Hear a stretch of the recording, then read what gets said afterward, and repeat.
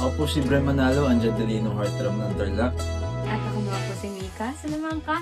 Ang Bea. controversial... Wait, may molecule pa ako. Ang controversial kabale ng Pampanga. Kami ang... Kami ang... Team! Diba? At kami ang... Team Brega! Ang winner! Parang sa 2 araw na nasa labas kami ng bahay, ang tulog namin ay 3 oras. At sobrang dami, overwhelming po siya, yung experience sa labas. Pero, dahan-dahan po namin ina-absorb po lahat ng information, news, at saka po yung biggest news din na kami yung big winner. Hindi pa po siya buo. Yung pagod ramdam po namin ni Mika, pero sobrang sarap magtrabaho kasi na-miss din talaga namin. Saka ang sarap makakita ng mga tao na sumusuporta lalo na in person. Kaya tingin ko pa nag-start na po magsingid, lalo na yung nakita namin yung mga supporters namin sa labas. Doon mas naka-absorb na kami nga po yung big winner. Journey mo. Grabe po. Actually, ngayon sabihin. Kasi po pumasok talaga ako na parang iba talaga kung gaano kaganda yung nare-receive ko ngayon. Times 5 na ganun kapangit yung nare-receive ko before ako pumasok dito. And yung nung time na nakakuha ko ng red flag, I really thought na parang mas lalong ma-strengthen nun yung hate na nare-receive ko sa labas. Kaya din buong journey ko sa loob ng bahay ni Kuya, I really thought na pag lumabas ako, yung experience lang yung mamahalin ko, which is yung sa loob ng bahay. Kasi pagkalabas ko, babalik ako sa normal ko na buhay, which is kung paano ako pumasok. Kaya sobrang, ano po talaga siya, parang grabe yung grace ni Lord. Nakakagulat po. Saan kasi sabi nila, di ba, pag pumasok ng PBB, kailangan tayo magpakatotoo ka. I'm gonna be honest, at first talaga, sabi ko, kailangan ko talagang mas mag-effort, mas magdaldal, makipagkwentuhan. Pero, na-realize ko, hindi talaga ako yun eh. Kung may mga times, may moments talaga na kaya ko makipaghalubilo, pero I just keep to myself most of the time also na yung panoorin ko na sila nag-i-enjoy, parang doon na ako nakakakuha ng tuwa at masaya. Yung pakiramdam ko, parte ako noon kahit hindi ako masyadong sumasali. And tingin ko importante na I stayed true to myself the entire time. Kasi ma-misunderstood man ako sa simula, at least pagdating sa dulo, maintindihan nila na wala, ganun talaga, wala akong binago sa sarili. Yes! Or, madaya ka! I know!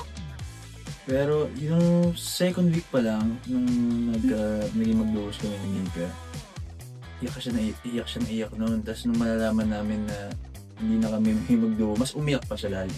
Kaya sabi namin na since sobrang comfortable namin sa isa't isa, saka parang salamin, pag siya parang nagsasalamin, sabi namin, kung may choice talaga na ito na yung duo, ito na yung gusto namin maging final duo. Naghanap pa kami ng loophole eh. Naghanap talaga kami. Kada duo formation, lagi kami naghanap ng loophole.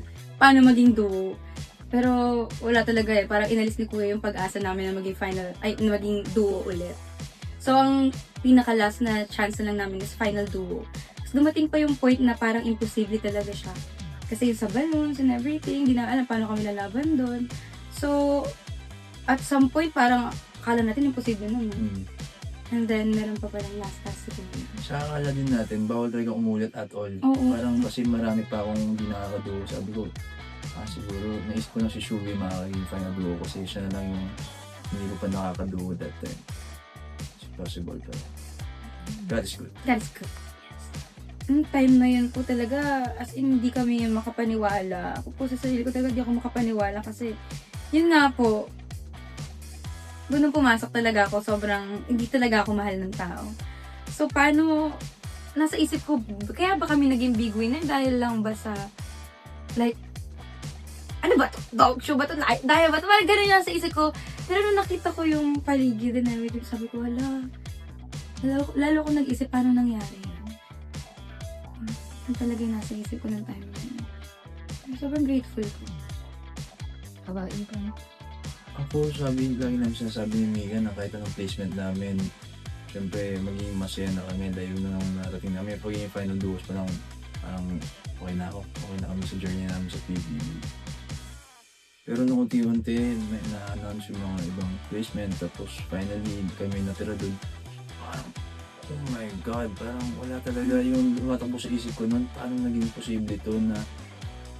Kasi isipin mo din yung sa loob ng bahay, kami nakatabi sa red flags ako, is desirable. So, iniisip talaga namin, pati sa labas, baka hindi kami gusto para nagre-reflect dito sa loob yung nangyayari sa labas. Pero yun nga, God is good talaga. Siya talaga yung nagtawid sa amin. Sa mga supporters namin dyan. 2 days prior, 2 or 3 days, yung confession ako nun kay Kuya, dun pa lang, give up ko na talaga yung spot ko kay Ate Clang without knowing na may papasok sila ulit, may mga ganun. So, nung nabigyan ulit ng opportunity na gano'n na, kasi willing naman talaga ako, si Kuya lang talaga, na babagin pa niya yung isip ko. Pero nung time na yun na mas naging buo dahil siguro may suporta na rin ni Mika, siya talaga, sinamahan niya ako dun sa desisyon na yun. Kaya mas tumibay yung loob ko na to do it for them. Since nga para sa amin talaga, deserve talaga nila yung spot. Deserve talaga nila. Sakit pa din.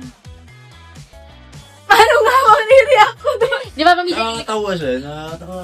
Ang galing ng mga parang sa loob kasi hindi namin yun alam eh. So, Hindi yung parang yung anak ni ma'am, yun talaga totoo yun. Pero hindi namin alam na nakigets din ng nasa labas. nakuha pa rin nila yun. Yung humor namin. Pero hindi na ako nagulat kasi di ba family naman talaga. Sabi niya magtulog. So, nagulat ako sa break lang. Sanilo ba talaga or sawa ni Ate Clang? Hindi ko na rin talaga alam. Yun ang dahilan ng breka natin, alam mo ba? Oh, seryoso, yung break lang?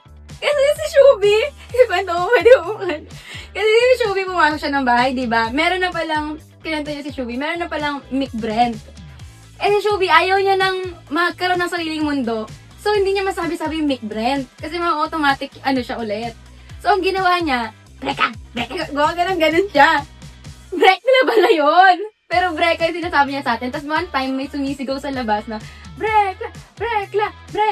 Akala ni Shubi breka. So, nag-asar ulit siya. Kaya yung ginamit natin! Akala natin yun yung panon eh. Sabi nila, ang bantot daw pakinggan. Ay, lala! Anong biggest lesson nyo na lang mula kay Kuya? Biggest lesson ko kay Kuya, magtiwala sa sarili. Kasi, pagka, Kuya lang may alam nito, pagka nasa loob ako ng confession room, kahit mga simpleng bagay lang, kahit pagkuha lang ng tissue, parang hindi ko pa kayang gawin. Tapos parang si Kuya, i-advisean niya pa ako about sa pagkuha ng tissue. Sobrang wala akong tiwala sa sarili. Isa din si Kuya talaga sa nagpa-boost ng tiwala ko sa sarili sa loob ng bahay. Kaya, thank you, Kuya. Magpakita ng emosyon. Walang masama sa pagpapakita ng emosyon. Lagi niya kasi yung sinasabihan, pag kumari, Kuya, dito na ako makakaya kasi parang pakiramdam ko na nanonood. Tapos sinasabi niya lagi na, okay lang umiyak sa labas, walang nakakaya dyan. Na walang, hindi mahina ang umiyak.